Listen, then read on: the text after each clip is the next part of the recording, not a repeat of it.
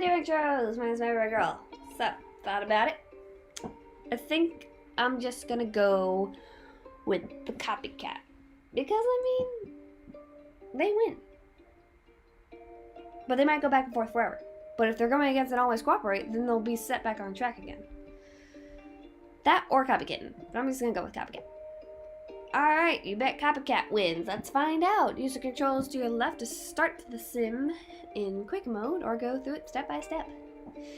I ain't got time for that. Oh god. They're not even the same numbers. They're all just crazy. Alright, you bet Copycat wins. Let's find out. Oh, sorry. Your bet was close, but no, Cigar. Simpleton wins. But this is because Simpleton is actually capable of exploit... This is because Simpleton is actually capable of exploiting Always Cooperate. They both start cooperating, but if Simpleton makes a mistake and cheats, since Always Cooperates never retaliates, it'll keep cheating them. God dang it! The same thing as before, except instead of half always cooperate, it's half always cheat.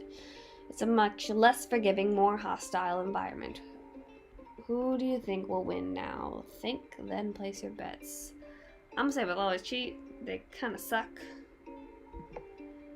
You bet on always cheat. Again, go through the simulations. La-da-la-da-da. Copycats. No. Kitty cats. Copycats, kitty cats. Oh, was it just go back and forth? Yeah. You bet on always cheat. Blah, blah, blah. Good guess, but someone else took the prize. Copycat. Copykitten. Sorry. But somebody else took the prize. Copykitten wins this time. That's surprising that with an even meaner starting population, Copykitten, a more forgiving version of Copycat, was the more successful. Note, Copykitten is so forgiving it doesn't even entirely wipe out Copycat. It shares room. That's delightful. In this case, a bit of miscommunication, 5% chance of a mistake each round, could lead to more forgiveness. But is this true for all levels of miscommunication? Why? Use the slider below to change the amount of miscommunication, then hit start. At 5%, Copykitten wins. It doesn't even win. It ties with Copycat, and I'm perfectly okay with that. What happens at 0%, or 20, or 50? It only goes up to 50 because at that point every move is a coin flip. During each round there's 5% chance. What about 0?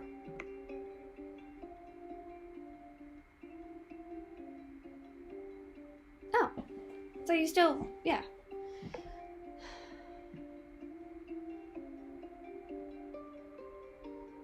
$10?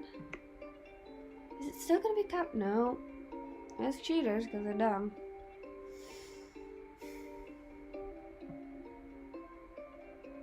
$15. It's just Copycat. When does...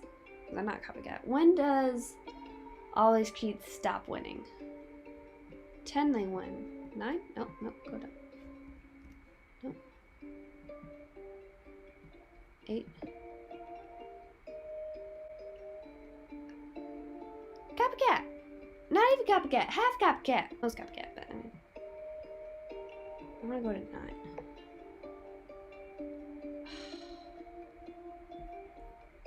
So the stopping point is 8%. The results turn out something like this. At 0%, the fair Copycat wins. At 1 to 9%, the forgiving Copykitten wins. At 10 to 49, the unfair, unforgiving always cheat wins. At 50, nobody ever wins. I didn't go to 50. This is why miscommunication is an interesting barrier to trust. A little bit of it leads to forgiveness, but too much of it leads to widespread distrust. I think our modern media technology, as much as it's helpful to us increase communication, has increased our miscommunication much more. Yes, I have gotten in many arguments because I read somebody's text from a different, in my head, and it sounds like it's packed full of attitude. And then in reality, they were like, no, I'm just saying blank, blank, blank. And I was like, oh, I thought you were saying blankety blank, blank. At last, let's experiment with all the numbers, the knobs, the sliders. Let's play in the sandbox mode. Everybody likes sandbox. Ooh, yay. Start off with the distribution of players. Okay, I'm cool with this. Note Sandbox mood is totally optional. Feel free to skip it or play around. Once you're done, let's recap what we learned today. Do it. Copycat. Copy kitten. Copy kitten.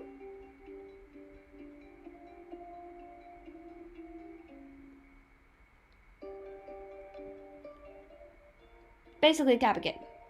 Yeah. What about more of these? Oh, we can't do that. One of each? Yeah. Oh, don't tell me it's cheat. No, because copycat would always win. Copy kitten would always win. Okay. Get you out of the way. Nobody likes you.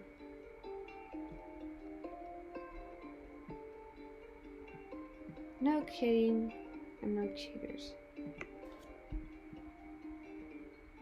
Copycat! Oh. Simpleton. Hello. What exactly do you do? I keep forgetting. No random. Oh, this is a single game. Alright, whatever. Playoffs. Ooh, payoffs. I said playoffs, I'm sorry. Rules. 5 rounds. After each tournament, eliminate the bottom 5 players with the population. 10 players. Have a chance to make mistakes. Oh no, can't go that high. 1. I'll just do an easy one.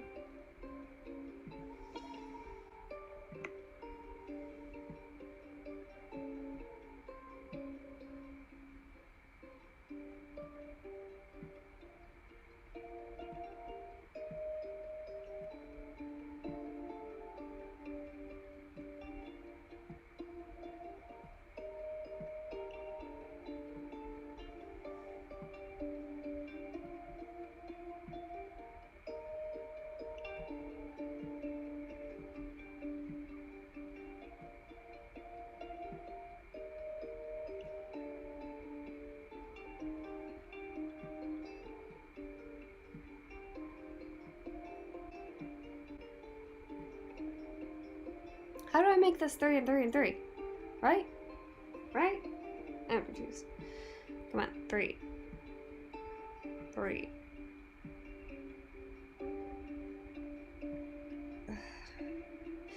Whatever. Let's start. Copycat. Maybe. Possibly. Grudger. Copycat? Grudger. Grudger. Copycat. I'm confused. What did we learn today? Game theory has shown us the 3 things we need for evolution of trust. 1. Repeat interactions. Trust keeps a relationship going, but you need the knowledge of possible future repeated interactions before trust can evolve. Possible win-wins. You must be playing a non-zero-sum game, a game where there's at least a possibility that both players can be better off, a win-win situation. Low miscommunication. If the level of miscommunication is too high, trust breaks down, but if there's a lot of it, but when there's a little bit of Jesus. But when there's a little bit of miscommunication, it pays to be more forgiving. You messed up. Forgive them. More trust. Of course, real-world trust is affected by much more than this. There's reputation, shared values, contracts, cultural markers, blah, blah, blahs. Let's not forget the biggest lesson, golden rule. If there's one big takeaway from all of Game 3, it's this. What the game is defines what the players do. Our problem today isn't just that their people are losing trust, it's that our environment acts against the evolution of trust. Oh, hello, this is cute. That guy doesn't move. This guy doesn't move. There's a bug on my... Please stop. You escaped. I'm sorry, where was I? This may seem cynical or naive that we're merely products of our environment, but as game theory reminds us, we are each other's environment. In the short run, the game defines the players, but in the long run, it's us players who define the game. So Do what you can do to create the conditions necessary to evolve trust. Build relationships, find win-wins, communicate clearly. Maybe then we can stop firing at each other. Get out of our own trenches, cross no man's land, and come together. And all learn to live and let live. A Christmas truce between opposing trenches. 1915. I love that. Based off Robert's 1984 book, The Evolution of Cooperation. Oh, this is delightful. 1984. That's also a name of a book that came out in 1948. 2 + 2 = 4. I love that. Okay.